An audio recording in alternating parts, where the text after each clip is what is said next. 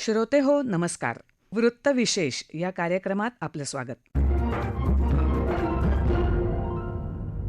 सादर करत आहोत प्रधानमंत्री नरेंद्र मोदी यांचं जीवनकार्य उलगडून सांगणारा कार्यक्रम कर्मयोगी.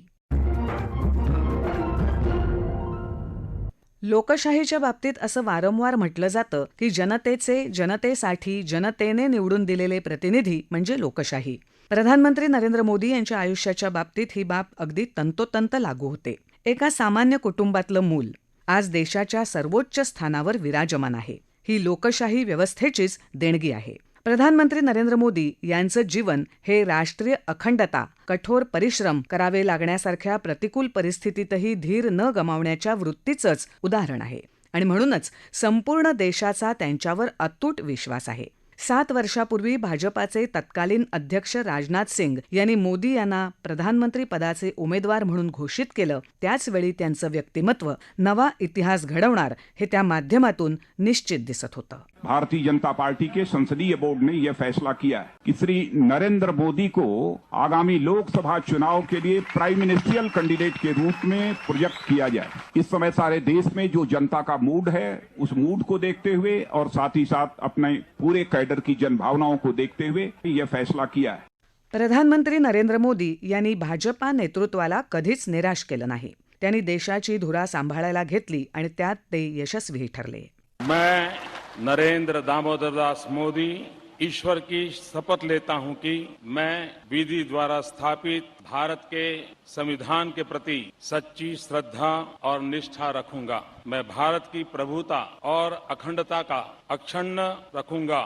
मैं संघ के प्रधानमंत्री के रूप में अपने कर्तव्यों का श्रद्धापूर्वक और शुद्ध अंतःकरण से निर्वहन करूंगा तथा मैं भय या पक्षपात, अनुराग या द्वेष के बिना सभी प्रकार के लोगों के प्रति संविधान और विधि के अनुसार न्याय करूंगा.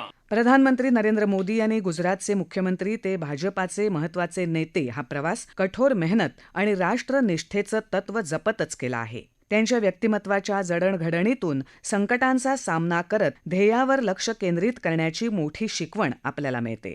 त्यांनी संघटनेसाठी काम करायला सुरुवात केली तेव्हापासूनच त्यांनी राष्ट्रनिष्ठेचं व्रत अंगीकारलं होतं आणि याच व्रतानं त्यांच्या आजवरच्या प्रवासात महत्वाची भूमिका बजावली आहे. यामुळेच त्यांना नव्या विचारांची प्रेरणा मिळाली, त्यांच्यात नवा उत्साह संचारला. यातूनच त्यांना गरीब, शेतकरी, महिला आणि सैनिकांसाठी काम करण्याची ऊर्जा मिळाली. म्हणूनच प्रधानमंत्री म्हणून त्यांनी घेतलेल्या प्रत्येक निर्णयात गरिबांच्या वेदना आणि त्यांचे अश्रू पुसण्याची त्यांची वृत्ती आणि देशावरचं त्यांचं अगाध प्रेम दिसून येतं.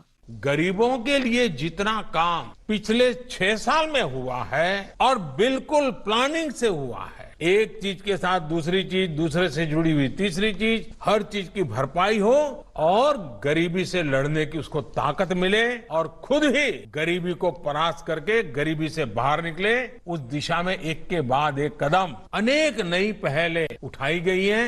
खरं तर प्रधानमंत्र्यांच्या हृदयात केवळ गाव, गरीब, शेतकरी आणि महिलांच्या व्यथा वास करून आहेत. हमारे गांव 21वीं सदी के भारत, आत्मनिर्भर भारत की ताकत बने, ऊर्जा बने. गरिबी निर्मूलनाशिवाय देशाचा प्रगतीचा मार्ग प्रशस्त होणार नाही ही त्यांची धारणा आहे. जनधन योजना सुरू करण्यामागेही त्यांचा हाच विचार कारणीभूत आहे. या योजनेअंतर्गत आतापर्यंत 40 कोटी बँक खाती उघडली गेली आहेत. जब एक विकासशील देश दुनिया का सबसे बड़ा फाइनेंशियल इंक्लूजन कार्यक्रम सफलतापूर्वक चलाता है, सिर्फ 5 साल में 37 करोड़ से ज्यादा गरीबों के बैंक खाते खोलता है, तो उसके साथ बनी व्यवस्थाएं पूरी दुनिया के गरीबों में एक विश्वास पैदा करती हैं. त्याचप्रमाणे 100 कोटी रुपयांच्या राखीव निधीच्या सहकार्यानं सुरू केलेली बेटी बचाओ बेटी पढाओ ही मोहीम याच विचारांच्या साखळीतला पुढचा टप्पा आहे. शतकानुशतकं धुरामुळे घुसमटत असलेल्या महिलांचं जीवनमान बदलावं यासाठी त्यांनी उज्ज्वला योजनाही सुरू केली. आज या योजनेअंतर्गत सुमारे 8 कोटी गॅसच्या जोडण्या करून दिल्या आहेत. खरं तर ही देशासाठी अभिमानाची ठरलेली बाबच. या योजनेमुळेच तर दुर्गम गावांमधल्या महिला आज आपल्या स्वयंपाकघरात मोकळा श्वास घेऊ शकतायत. उज्ज्वला योजना की वजह से आज देश के 8 करोड़ गरीब परिवारों के पास भी गैस कनेक्शन मौजूद है. इस योजना से गरीब के जीवन में क्या परिवर्तन आया है, ये कोरोना के दौरान हम सभी ने फिर एक बार महसूस किया है. 2022 सालपर्यंत शेतकऱ्यांचं उत्पन्न दुप्पट व्हावं अशी प्रधानमंत्री नरेंद्र मोदींची इच्छा आहे. हे ध्येय साध्य करण्यासाठी प्रधानमंत्री नरेंद्र मोदी यांनी केवळ कृषी आणि ग्रामविकास मंत्रालयाला कामाला लावलं नाही, तर प्रत्येक टप्प्यावर त्यांनी स्वतःलाही जोडून घेतलंय, झोकून दिलंय. त्यांनी शेतकऱ्यांच्या मदतीसाठी किसान क्रेडिट कार्ड आणि किसान सन्मान निधी योजना सुरू केल्या. ही मोदी यांच्या नेतृत्वाखालच्या सरकारची महत्वाची कामगिरी आहे. देश के 6 करोड़ किसानों को एक साथ पीएम किसान सम्मान निधि का पैसा ट्रांसफर करके एक रिकॉर्ड कायम किया है. 2022 पर्यंत देशातल्या प्रत्येक नागरिकाच्या डोक्यावर छप्पर असावं, म्हणजेच प्रत्येकाचं स्वतःचं हक्काचं घर असावं, हे प्रधानमंत्र्यांचं स्वप्न आहे. त्यासाठी त्यांनी प्रधानमंत्री आवास योजनेला गती दिली. या योजनेच्या माध्यमातून आतापर्यंत देशभरात लाखो गरिबांना घरं देण्यात आली आहेत. खरं तर हा प्रधानमंत्री नरेंद्र मोदी यांच्या वैचारिक धारणा आणि मेहनतीमुळे घडलेला चमत्कारच म्हणावा लागेल. आपका घर बहुत कम खर्च में और बहुत कम समय में बनकर तैयार भी हो गया. सरकार ने भी गरीबों के आवास की इस योजना में एक प्रकार से इसी रीति का ही समावेश किया है. सरकार की अनेक योजनाओं को, जैसे मनरेगा, सौभाग्य, उज्ज्वला, स्वच्छ भारत, ऐसी अनेक योजनाओं को गरीब के घर के साथ जोड़ दिया है, ताकि सबकी ताकत से गरीब का सपना पूरा हो जाए. भारत हा तरुणांचा देश आहे. प्रधानमंत्री मोदीही याचा वारंवार उल्लेख करतात. युवकांना कुशल बनवण्यासाठी, प्रत्येक हाताला काम उपलब्ध करून देण्यासाठी ते सतत प्रयत्नशील राहिले आहेत. त्यासाठीच त्यांनी कौशल्य विकास आणि मेक इन इंडियासारखे उपक्रम सुरू केले.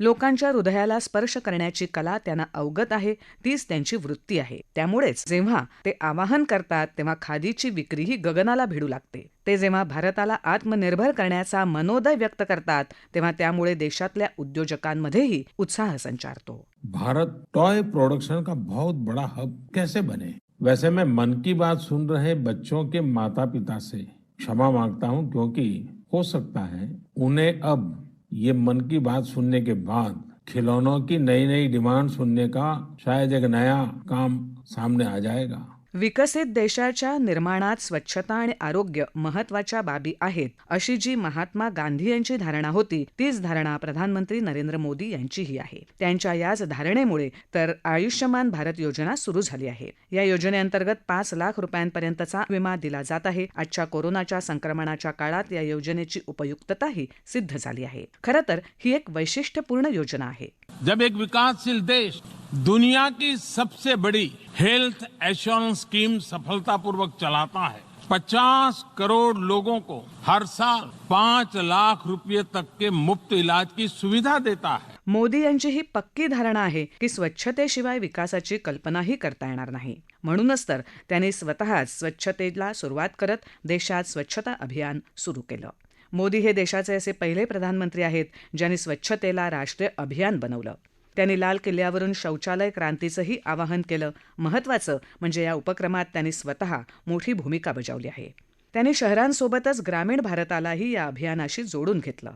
सिर्फ 5 साल में 11 करोड़ से ज्यादा शौचालय बनाकर अपने देशवासियों को देता है, तो उसके साथ बनी व्यवस्थाएं पूरी दुनिया को एक प्रेरक संदेश देती है. याच साखळीतला आणखी एक प्रकल्प म्हणजे नमामि गंगे.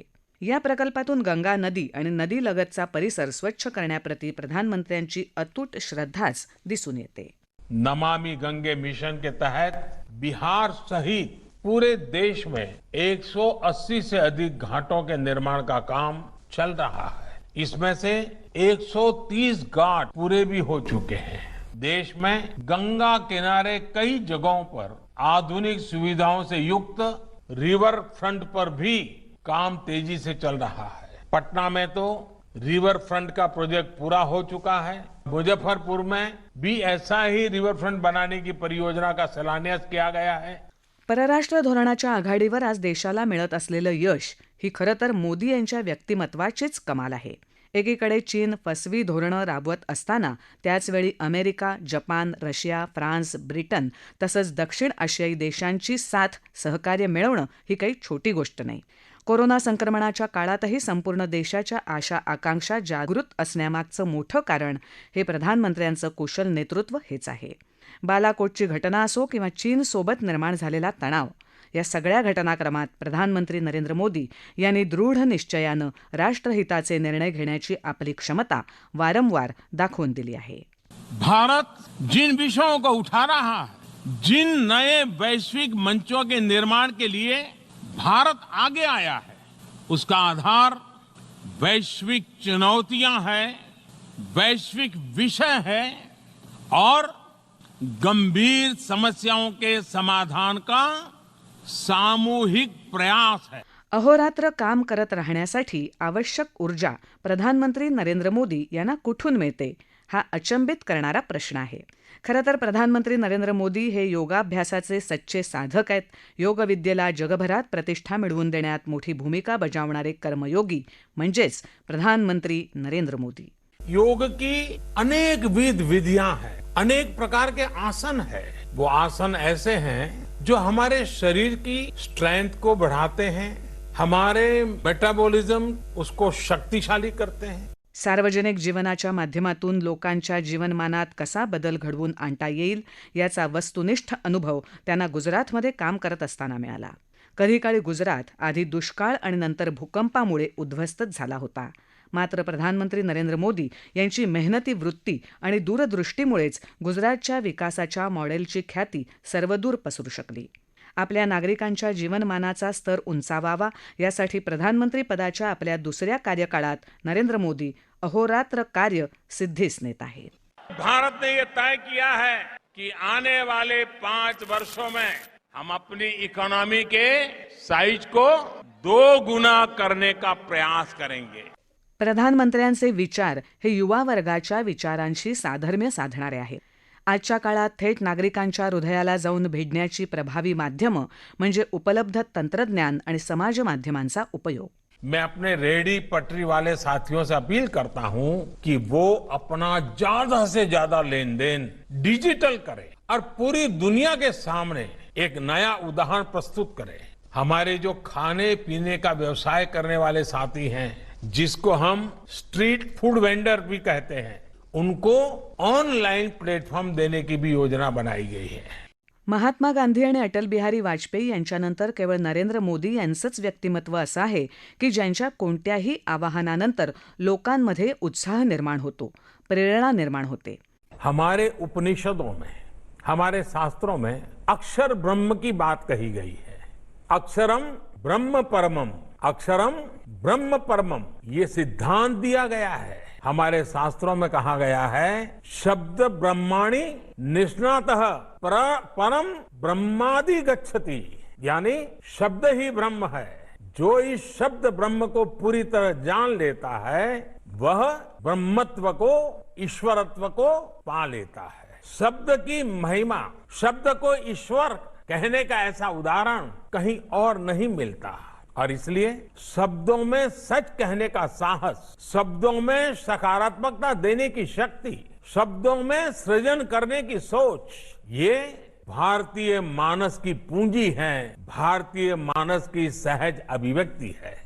नागरिकांचा त्यांच्यावर असलेला हा प्रचंड विश्वासच भविष्यातही देशासाठी त्यांच्याकडून असलेल्या अपेक्षांमागचं मुख्य कारण आहे. या विश्वासामुळेच आज आपण नक्कीच अपेक्षा ठेवू शकतोय की कोरोनाचं महासंकट लवकरच दूर होईल आणि प्रधानमंत्री नरेंद्र मोदी यांच्या नेतृत्वाखाली देशाच्या आर्थिक आघाडीवर एक नवा अध्याय लिहिला जाईल. आसमां में सर उठाकर घने बादलों को चीरकर रोशनी का संकल्प ले. अभी तो सूरज उगा है. दृढ़ निश्चय के साथ चलकर, दृढ़ निश्चय के साथ चलकर हर मुश्किल को पार कर घोर अंधेरे को मिटाने, घोर अंधेरे को मिटाने अभी तो सूरज उगा है. याबरोबरच कर्मयोगी हा कार्यक्रम संपला. हा कार्यक्रम आकाशवाणी मुंबईच्या प्रादेशिक वृत्त विभागानं सादर केला. सादरकर्त्या जयदेवी पुजारी स्वामी, अनुवाद आणि समन्वय चंद्रकांत शिरसाट आणि प्रणिता अहेरकर, निवेदन शिबानी जोशी.